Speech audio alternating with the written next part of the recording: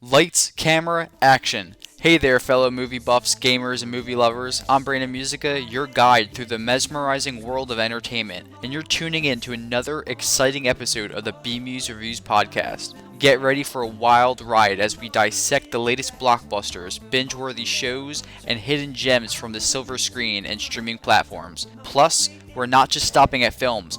Buckle up for occasional tidbits from the gaming universe and the rhythm of the music industry. Oh, and did I mention we're also taking nostalgic trips back in time with some retro reviews? But hey, our interaction doesn't end there. Follow us on Instagram, X, and TikTok at Musica Projects for exclusive behind-the-scenes content and updates. And if you're listening on Spotify, YouTube, iHeartRadio, Amazon Music, Google Podcasts, or any other platform, you're in the right place. YouTube listeners, a special shout out to you. Don't forget to like, subscribe, comment your thoughts below, and ring that notification bell. Your support keeps this show strong. Have burning questions or a topic you're dying for us to explore? Shoot us an email at bmuzreviews@gmail.com. Subject line podcast question/topic, and we might just dive into it. Enough chit chat, folks. Let's dive straight into this week's headlines and reviews. Welcome everyone to the BMuz Reviews podcast, where movies, games, music, and nostalgia collide.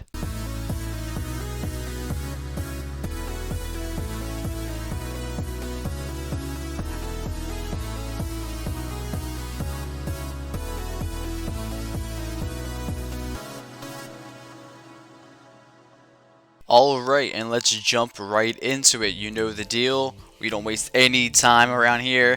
First film review today is for The Boys in the Boat, directed by George Clooney, starring Joel Edgerton and Callum Turner. I know I touched on this film last episode. If you tuned in to episode 27 of the podcast, you know what my top 10 films were for the year of 2023. This, Boys in the Boat, came in at number 10. You know, same things like I said in the last episode. This film is about the incredible true story, and it takes place in the 1930s. It centers around the University of Washington rowing team. It depicts their Depression-era beginnings to just the monumental success they achieve on the world stage. And like I said, George Clooney, he really shines as a director here. Joel Edgerton is fantastic as always. Last time I got to see Joel Edgerton in film, I think, was Master Gardener with Sigourney Weaver. Another interesting film. Both Edgerton and Callum Turner, they really turn in fantastic performances in this one. I'm really grateful that I got the chance to see this as my last film of 2023. A really strong film to finish out the year, and it made my top 10. So I don't know if that was just because of the timing, but I don't know. I always look to reflect on my experiences while seeing the film in the theater for the first time, the emotions that I feel, the connection with the film, if any. Those are the things that I factor in when making my decision, and I was really moved while watching this film. Not knowing the story beforehand was definitely a bonus. Going in completely blind, which I always like to do. I think trailers nowadays show way too much. The first blog that I ever wrote for this podcast on our website, it was all about how modern day movie trailers just show entirely too much. Basically, the entire film summed up in 2.5 minutes, and you don't need to see all that. You can give me a 30-second trailer, just snippets, and as long as it's edited correctly, I think that you can get the same point across to your audience and get them to see your film. That's my opinion, at least. But either way, like I said, really grateful that I've seen this film on the big screen. It's a really incredible story, really great performances. I love the cinematography in this movie as well. Highly recommend this film. Definitely check it out in theaters. The Boys in the Boat. Alright, and our next film review today is for Founders Day. This film is one that I had gotten to see during a Regal Mystery Movie screening, and having the opportunity to see this film, it's marketed as a political slasher. It's set in a very small town that is basically shaken by a series of just ominous killings, and it's in the days leading up to a mayoral election within that town. So everybody's on edge, and this film, I think I heard about it once a few months back. I might have seen a trailer for it during a screening. Man, boy, oh boy, I don't know. It's been a long time since I've ever walked out of a screening, and I was really tempted to walk out on this one. I'm not gonna lie. I have to be completely honest. I was gonna walk out. I don't know. I'm trying to think, like, really what kept me in. Yeah, well, I'm grateful that it didn't cost me anything. Having Regal Unlimited, I'm grateful that it did not cost me anything to attend the screening. But if I had paid money to see this film, yeah, I would have not have been happy, especially with the price of movie tickets nowadays. Yeah, this film is a mess. I mean, it tries, it doesn't take itself seriously, which I will say is a good thing. It doesn't take itself seriously. I feel like the actors themselves know that this film is quite out there. We'll just say, you know, I was optimistic. I think when I first heard about the premise of political slasher, I'm always a sucker for any slasher film. Huge horror fanatic, and I do love the slasher genre in itself. But man, this film is just not good. It certainly tries. There's moments that are entertaining. It's definitely entertaining, but the whole thing is just it's definitely a complete mess. For me, honestly, the only redeeming factor of the film is the great William Russ. You're mostly known for his iconic role as the father, Alan Matthews, on the hit '90s show Boy Meets World, one of the greatest shows of all time. Russ absolutely carries this film and saves it from just utter disaster.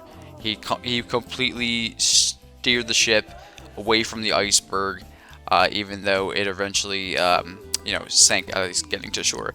But I cannot in good faith recommend this film to anyone, especially if you're a horror fanatic like myself. But if you go see this film, as always with any film, write to me, let me know your thoughts, let me know what you thought about it. But yeah, this was just a bad one. This was a rough one to kick the year off with. Founders Day.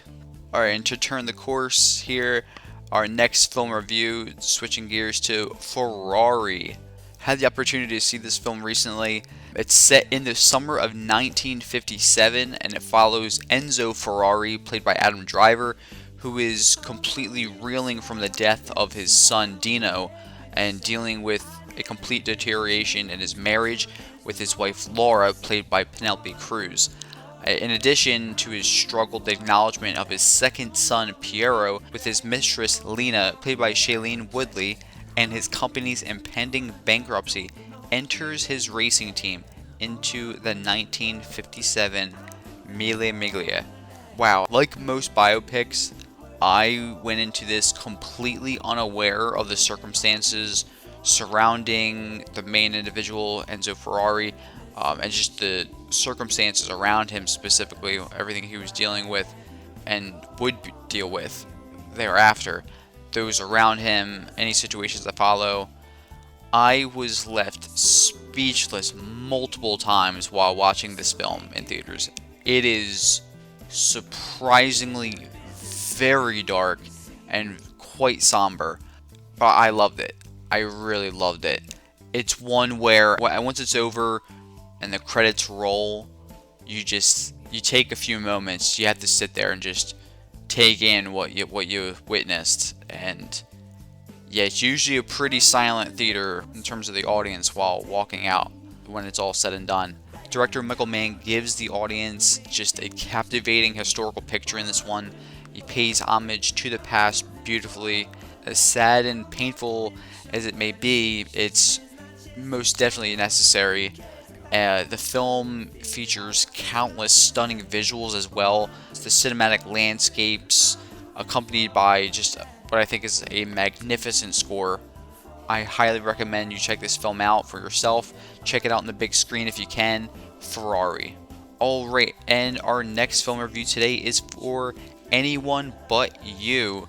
Had the chance to see this in theaters recently, And I must say, out of all rom-coms to have been released over the past 2 years, this is definitely, without a doubt, my clear-cut favorite. I've been saying it since last year. I'll continue to say it. Rom-coms are back, people. They are back. And that's a good thing. That's a great thing for the film industry. That's a great thing for audiences as well. It's a win-win for everyone. Based on the William Shakespeare play Much Ado About Nothing, this film is set after an amazing first date between Sydney Sweeney's character and Glenn Powell's character. Fiery attraction which turns ice cold until they find themselves unexpectedly reunited at a destination wedding in Australia. As a result, they do what any two mature adults would do: pretend to be a couple. Besides the countless nods and homage to Shakespeare, which instantly won me over, huge Shakespeare fan, love Shakespeare, this film had me laughing from beginning to end. It was really funny and it's really entertaining. I also became attached to many of the characters in the film as well. Sweeney and Powell display excellent on-screen chemistry, I thought, and as the audience member, you honestly cannot help but to root for a happily ever after scenario. I also have to mention my MVPs. I could not get enough of the antics between Gata and Brian Brown. Such an iconic duo and great on screen together. If you're looking for a fun, entertaining rom-com during a night out in the theater, then look no further than Anyone But You. I highly recommend checking this film out in theaters if you can, and as always, if you check it out, let me know your thoughts. Alright, next film review today is for Migration. Had a chance to see this in theaters recently, and I really enjoyed it. This animated feature follows a family of ducks that try to convince their overprotective father to go on a family vacation of a lifetime. As someone who has always loved being outdoors, just being in nature in general, all the environments in this film are beautiful. Absolutely my favorite part of the film, no doubt. I also really loved the watercolor-esque trees. It reminded me of the, East Coast fall foliage. Not to mention the designs of some of the humans, especially the antagonist, the chef. Really solid, very creative. The jokes in this film are family focused, so it mixes some adult humor rather than just making it purely for kids, which I thought was great as well. The plot is linear, the main theme is very clear, and it's also introduced within the first few minutes of the film. You understand what the story is going to be, but there's also surprises along the way, which is nice. Overall, I think the film is just a great time for the family. It's good old family fun. If you want to laugh alongside your kids and be entertained by, just the beauty of family, friendship, and the outdoors, then absolutely look no further. Highly recommend Migration. Especially, I want to say, with all the films, especially within the animated genre, with getting sequels and multiple sequels with that. Despicable Me, I think 4 is coming out this year. I really hope this film gets a sequel. At least one. If multiple would be fantastic. I really enjoyed this film. And I think it's great to be mesmerized by the beauty of nature, and also enjoying that with family. Seeing that play out in the movie, but also being able to live that out in real life with your family as well, watching this film. Really great message, I think, and I hope that this film gets a sequel. Definitely deserves one, and I highly recommend you check this one out for yourself. Migration. Alright, and next film review today is for Night Swim, the latest horror film to hit theaters. This film specifically centers around a family who seeks a fresh, new start, building roots in a new home together. They soon each realize that swimming in their pool at night is dangerous, as it is terrorized by an evil spirit. From the opening minutes of this film, you're honestly just required to suspend your disbelief and throw logic out the window entirely. This film is based on a short film of the same premise, so you kind of feel that while watching it. It's a very simple premise and not much happens in this film, I will be quite honest. It tries its best, as do Wyatt Russell and Kerry Condon, who star as the father and the mother, respectively, in this trauma-laden family. Despite the lackluster script, both Russell and Condon turn in solid performances, I think. They do everything they can to get the most out of this film. I also, I did enjoy the well-timed levity that was much needed, I thought.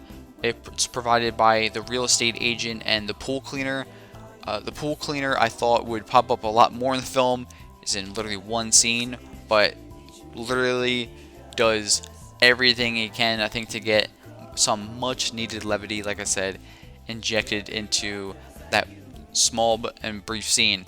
When it comes to horror films like Night Swim, the comedy from characters like the pool cleaner and also the real estate agent, it's always much appreciated, especially by me, and oftentimes it's much needed too, and in this case it definitely was. Unfortunately, with both those characters, they combine, I think, for honestly less than 5 to maybe 10 minutes of screen time at best. I would be shocked if it was even more than 10 minutes. But, in what feels like well over 2 hours, this is only a 98-minute film, I'd say. Not a great film. Overall, this film was just pretty bad. I did not enjoy this one. It had its moments and its tries, but yeah, I think it was best left as a short film, to be honest. While the rom-com genre is just continuing its strong resurgence since the 2022 film season continues to rise, unfortunately, 2024 has been a very rocky start for horror. Between Founders Day and Night Swim, 2 not great horror films back to back. Hoping for better in 2024. There's still plenty of time, but if you do check this one out for yourself, let me know what you think. Night Swim. Alright, and our next film review today is for Origin. Had the chance to see this film during the most recent Regal Mystery Movie screening I attended. The film presents and details the unspoken system known as caste that has shaped America and also the world, chronicling how lives today are all connected and deeply defined by a hierarchy of human divisions. I must say, this film is beautiful, it is powerful, and it completely broke me. The story is an exceptional biopic about the author of the book Caste, which is a nonfiction title written by author and American journalist Isabel Wilkerson about the caste system and how it is still used today to dehumanize and to subjugate human beings across the globe. In this film, Isabel Wilkerson, played by Anjanou Ellis-Taylor, travels to Germany and India in order to dig into the deep-rooted connections between slavery in America, the individuals once called the Untouchables in India, and also the rise of the Nazi Party in Germany. This film is an immensely difficult one to watch, but director Ava DuVernay pulls zero punches and is unafraid, displaying the acts of injustice directly in your face while watching this film. I loved this film. I really loved this film.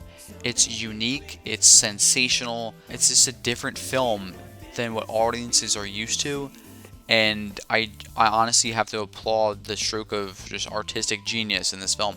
In the end, I think if you are not mentally and emotionally moved by this film, I don't know what's wrong with you, to be honest. This is a tough film to watch, but it's a necessary message, and I appreciate the amount of critical thinking that is done in the film and was done to bring the film to light. Every scene is alive, and I'm just tremendously grateful that the film is not afraid to feel or to sympathize, and I'm grateful to have attended this screening and to have seen this film. The film arrives in theaters on January 19th. Absolutely do not miss your chance to see it on the big screen, and when you do, as always, be sure to write to me, let me know your thoughts. Alright, and our next film review today is for The Beekeeper. Recently got a chance to see this film, a new film that just hit theaters this weekend. It centers around one man's brutal campaign for vengeance that takes on national stakes after it's revealed that he is a former operative known as a Beekeeper, part of a powerful and clandestine organization that operates both in the shadows as well as plain sight. I thought this film provides audiences with a really solid experience in terms of action. It combines strengths and some weaknesses as well, seen in previous action as of late. Not to mention, I think the action presented in this film really steals the show. Comparing this film to the likes of mega-grossing franchise John Wick, I think some viewers may, in fact, wish for more suspense and violence than what is shown, especially in comparison to that franchise and what they're used to, and what we're used to as audiences. In terms of its plot, some also may view the character Adam Clay, played by Jason Statham, as conveniently lucky. There's a lot of times where you're going to have to suspend your disbelief. You're definitely going to there's definitely going to be times where you have to suspend your disbelief to, especially with regard to his character and getting out of certain situations. But as a result of that common occurrence in action films, some viewers may feel that the storyline becomes a little too predictable. I'd say it's probably the best way to sum it up. But in the end, I would say if you're a fan of the John Wick franchise or action films in general, if you like Jason Statham, all the above, I suspect that you'll certainly love the amount of high adrenaline action sequences presented in this film. Like I said, it carries it. The action sequences, the choreography, it definitely carries the film. Statham puts the film on his shoulders like always.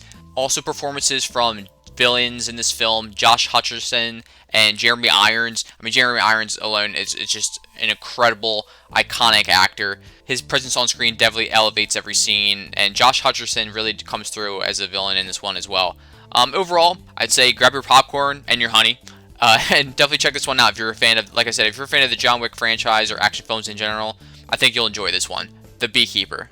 Alright, next film review today is another new release this past weekend, Mean Girls. Mean Girls is back in theaters, coming up on its 20th anniversary since the original film was released.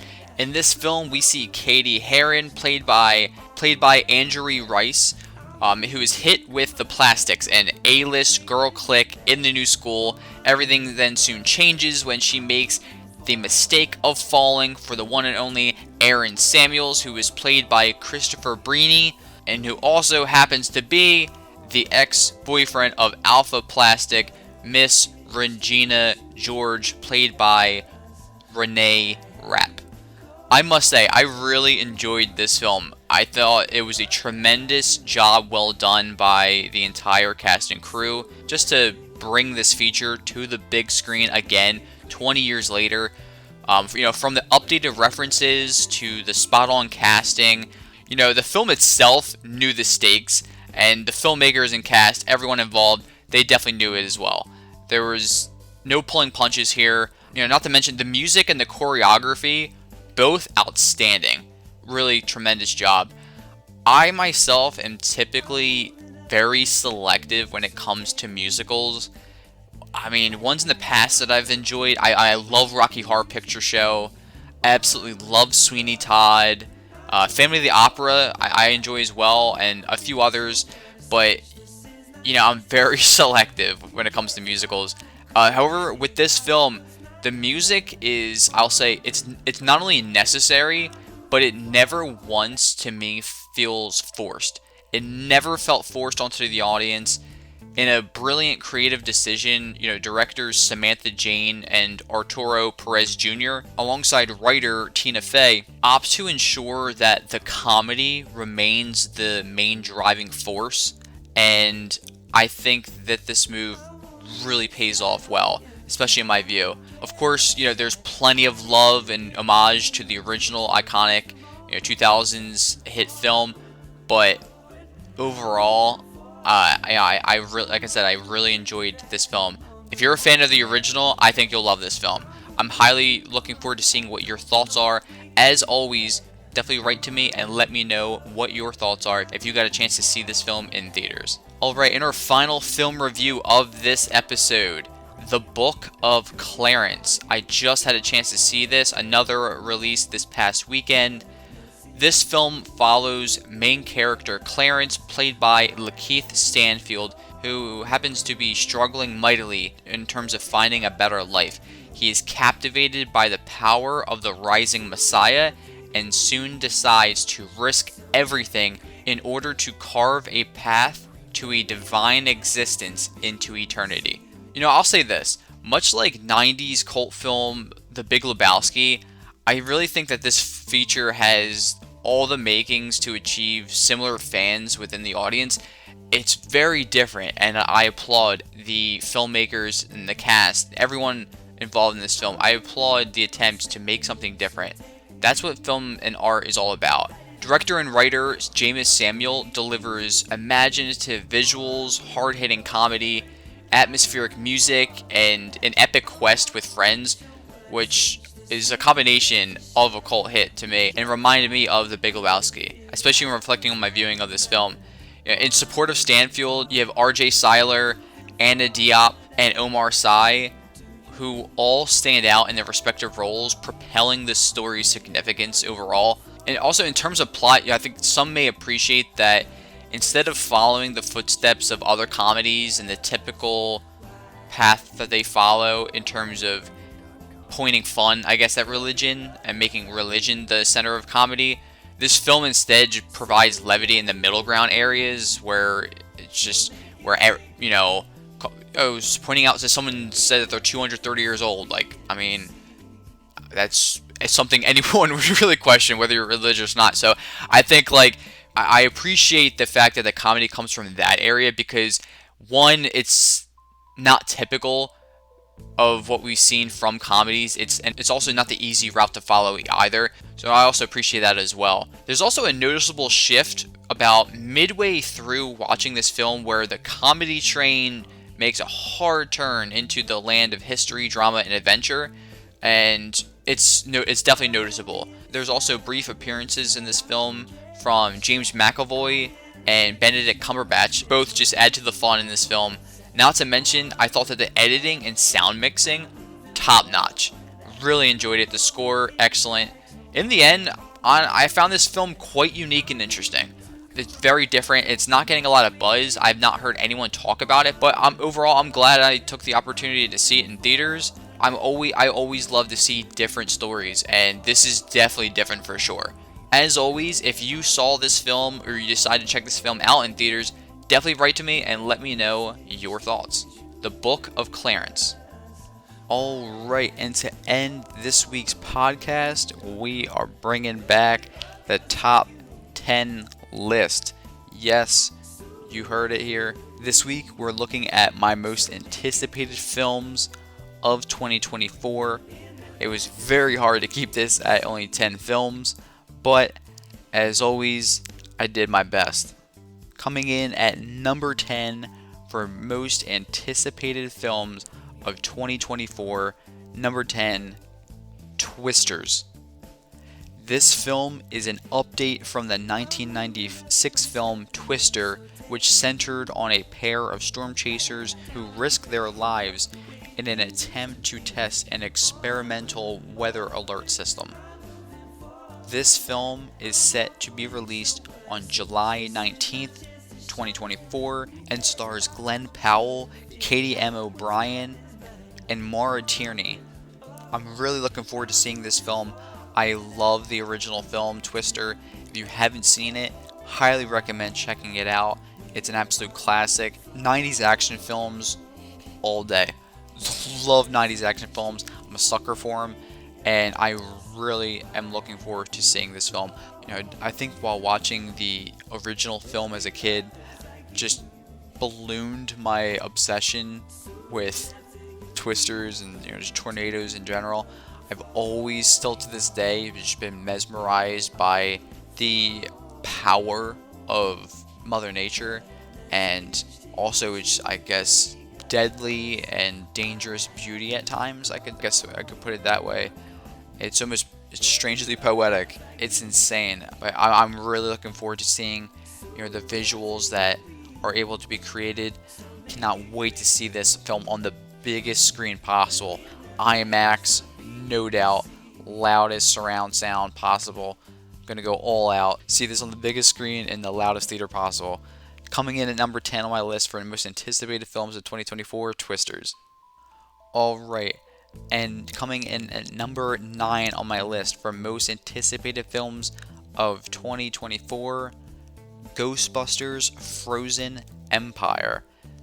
This film is about the discovery of an ancient artifact that unleashes an evil force, and the Ghostbusters, both new and old, must join forces to protect their home and save the world from a second oncoming ice age.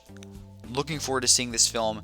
It is set to be released March 22nd, 2024, and you have the original cast coming back for this film, and also the new age cast. I'm highly looking forward to seeing this film. I myself have still not yet seen Afterlife. I know I've been slacking. I will definitely be watching Afterlife before seeing this film, and I look forward to doing so. After seeing the trailer, it won me over completely, and I'm really looking forward to seeing this film. Such a huge fan of the original two Ghostbuster films. Watched them all the time as a kid, as did most of you, I'm sure. Really looking forward to seeing this film. Coming in at number 9 on my list, Ghostbusters Frozen Empire. Alright, coming in at number 8 on my list for top 10 films of 2024 is Civil War. This film is set in the near future, where a team of journalists travel across the United States during a rapidly escalating civil war that has completely engulfed the entire nation. This film is set to be released April 26th, 2024, and it's from my favorite studio releasing films right now, none other than A24. This film stars Kirsten Dunst, Wagner Moura, and also features the likes of Nick Offerman and Jesse Plemons. Really looking forward to seeing this film. It's directed and written by Alex Garland. After seeing the trailer, if you have not done so already, definitely check it out. I'm really looking forward to seeing this film. I don't need to see any more trailers, anything else from it. I'm going to go in completely blind for the rest of it. On April 26, 2024, this film hits the big screen, and I'm really interested to see how this film plays out. It looks like it's going to be brutal, and A24 never pulls any punches, but they always have some tricks up their sleeves. They always bring something new to the screen, and I'm looking forward to seeing what they do here. Civil War comes in at number 8 on my list for top 10 films of 2024. Alright, and coming in at number 7 on my list for top 10 films of 2024 is Nosferatu. This is a gothic tale of the obsession between a haunted young woman and the terrifying vampire infatuated with her, causing untold horror in its wake. This film is set to be released on Christmas Day 2024, December 25th, 2024, and it stars Emma Corrin, Aaron Taylor Johnson, Nicholas Hoult, Willem Dafoe, Bill Skarsgård, and Lily Rose Depp. It is directed and written by none other than Robert Eggers. You know this is going to be a very dark and gothic movie. I am looking forward to this film. Again, as A24 pulls no punches, Robert Eggers pulls no punches. He brings his vision to life, and I know that this is going to be a very, very haunting film, and that's how it should be. It should stay with you, and it should give you nightmares till the end of time. If he's not doing that, then he's not doing his job. Nor are the actors. And Bill Skarsgård, I hear, and like all the other castmates, really deliver in this one. I cannot wait to see what is in store. Coming in at number 7 on my list for top 10 films of 2024, Nosferatu. Alright, and coming in at number 6 for my top 10 films of 2024, The Lord of the Rings, The War of the Rohirrim. This is the untold story behind Helm's Deep, hundreds of years before the fateful war, telling the life and the blood-soaked times of its founder, Helm Hammerhand, the King of Rohan. It is set specifically 183 years before the events chronicled in the original trilogy of films. This film is set to be a 2-hour epic. It is directed by Kenji Kamiyama and stars Brian Cox as Helm Hammerhand, and Miranda Otto returns as Eowyn. I'm really looking forward to seeing this film. I am huge fan of The Lord of the Rings. Huge fan. I am very hesitant because this is not obviously from Peter Jackson. I'm very hesitant to go into this with arms wide open, but as being such a huge fan of the Lord of the Rings series and story in general, I had to put this on my list, and I am going to give this film the biggest courtesy of grace, and I am hoping for the best. I want to love this film. I will go into it with mild expectations. I will temper them before going in, even though I won't be able to completely lower them. I will go in with mild expectations, but I'm really looking forward to seeing this film. Just the chance to see a Lord of the Rings film on the big screen again, where it belongs. I absolutely cannot wait. The Lord of the Rings, The War of the Rohirrim, hits theaters December 13th, 2024. Alright, and coming in at number 5 for my top 10 most anticipated films of 2024 is Deadpool 3. This film is entirely about Deadpool and Wolverine uniting forces and coming together. It stars Ryan Reynolds as Deadpool, and Hugh Jackman returns as Logan. Wolverine, absolutely iconic, cannot wait. Emma Corrin is also in this film, along with Jennifer Gardner reportedly returning as Elektra. This is written and directed by Sean Levy, and I absolutely cannot wait. The third installment to the Deadpool series, and it's hard to believe that it'll be 6 years since we got Deadpool 2, but I absolutely cannot wait for this film. Deadpool is fantastic, just the gift that keeps on giving.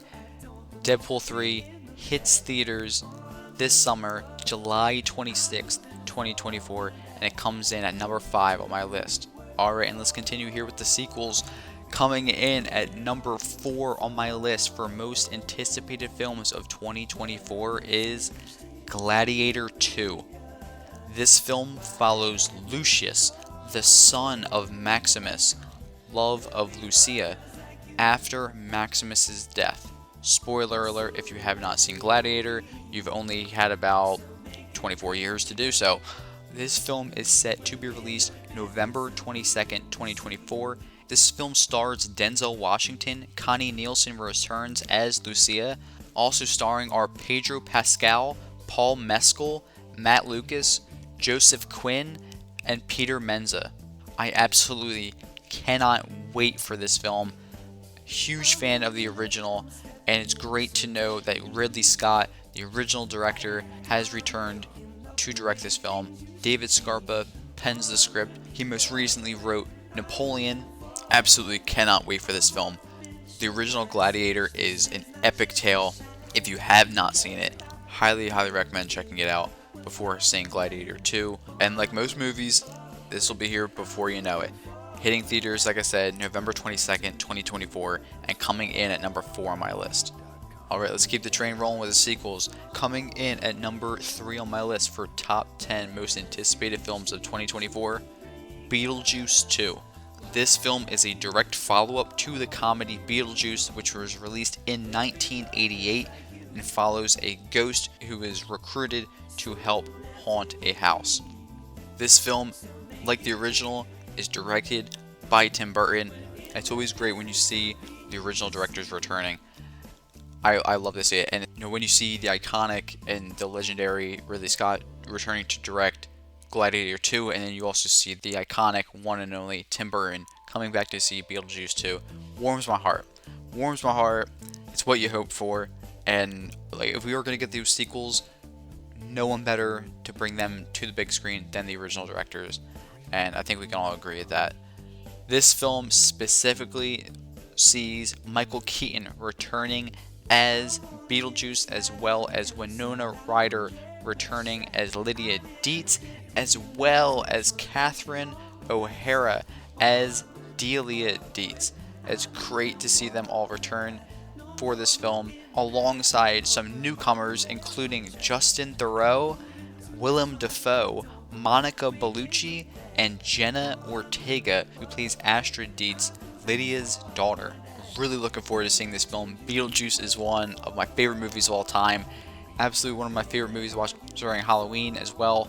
Just a classic. If you have not seen the original, highly recommend. Highly recommend. It's an absolute classic. It never fails. A great mix of comedy and horror, and just the perfect blend of Tim Burton on the big screen. This film is set to hit theaters just before Halloween on September 6th, 2024. Alright, and coming in at number 2 on my list is one that I think has gone completely under the radar, and is based on a novel. It was set to be released last year, but was then pushed back, and is set to be released on March 1st this year. Coming in at number 2 on my list for most anticipated films for 2024 is Spaceman, starring Adam Sandler.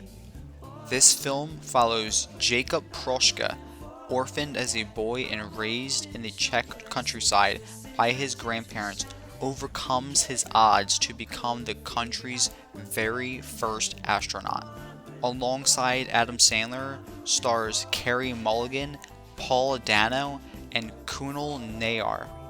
The film is directed by Johan Renck, and like I said, is based on the book entitled Spaceman of Bohemia.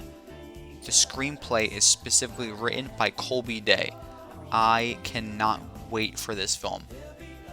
Something about this film just, I don't know, it gives me good vibes. I think it's going to be a good one, and I'm hoping that this is one that gets Adam Sandler some much deserved recognition, because I think he was absolutely snubbed by not even being nominated. I still cannot believe that he was not nominated for Uncut Gems, as most people, I'm sure, cannot believe that. But nonetheless, that happened, and I hope that this film, at least, again, shows audiences around the globe how well Adam Sandler is able to perform, especially outside of the sphere of comedy. This film is specifically an adventure, drama, science fiction film, going to be released exclusively on Netflix March 1st, 2024. Right around the corner. Cannot wait. It comes in at number 2 on my list for top 10 most anticipated films of 2024. Alright, last but most certainly not least, coming in at number 1 on my list for top 10 most anticipated films of 2024, none other than Dune Part 2. This film follows Paul Atreides as he unites with Chani and the Fremen while seeking revenge against the conspirators who destroyed his family. Like Spaceman, this film is set to be released in theaters, however, March 1st, 2024. It is written and directed by Denis Villeneuve and has a mega cast. This stacked cast reminds me of Oppenheimer, not only because there's similar faces that appear in both films, but also just the amount of A-list stars in this film. This film stars, in no particular order, Florence Pugh, Timothée Chalamet, Rebecca Ferguson, Austin Butler, Zendaya, Lea Seydoux, Josh Brolin, Stellan Skarsgård, Christopher Walken, Javier Bardem, Dave Bautista, and Tim Blake Nelson. I absolutely cannot wait for this film. Another close to 3 hours of greatness. Dune Part 1, I think, was just a triumph. Visually stunning, and I'm glad that I went to go see it multiple times. I think I saw it 3 times in theaters. I will likely do the same thing with Dune Part 2. I cannot wait. It sucks that it got delayed. It should have been out. I think it was set to be released back in November, but nonetheless, it'll be here before you know it. Coming in at number 1 on my list for most anticipated films of 2024, Dune Part 2, set to be released the same day as Spaceman, March 1st. But with all that being said, I really want to know, what are your top 10 most anticipated films of 2024? What did you think of my list? I want to know what your list is, and I also want to know what your thoughts are on my list specifically. If you're watching on YouTube, as always, comment down below. Let me know your thoughts, and you can always write into me via email or reach out over social media. Let me know your thoughts either way. Alright. And there you have it, folks. Another fantastic episode of the BMuz Reviews podcast is officially in the books. I really hope that you enjoyed our cinematic journey, our game discoveries, and musical adventures as much as I did. Remember, the conversation doesn't end here. Connect with us on Instagram, X, and TikTok at Musica Projects for exclusive sneak peeks and updates throughout the week. Plus, don't miss out. Catch us on your favorite streaming platforms, from Spotify to YouTube, iHeartRadio to Amazon Music, and everywhere in between. YouTube viewers, your support means the world to us. Don't forget to like, comment your thoughts, subscribe, and hit that notification bell. You'll be the first to know when our latest podcast episodes drop, and you will not want to miss our retro game adventures. As we bid adieu for now, mark your calendars. We'll be back with another exciting installment of the BMuz Reviews podcast. So until then, stay entertained, stay curious, and most importantly, stay awesome. As always, in case I don't see you, good afternoon, good evening, and good night.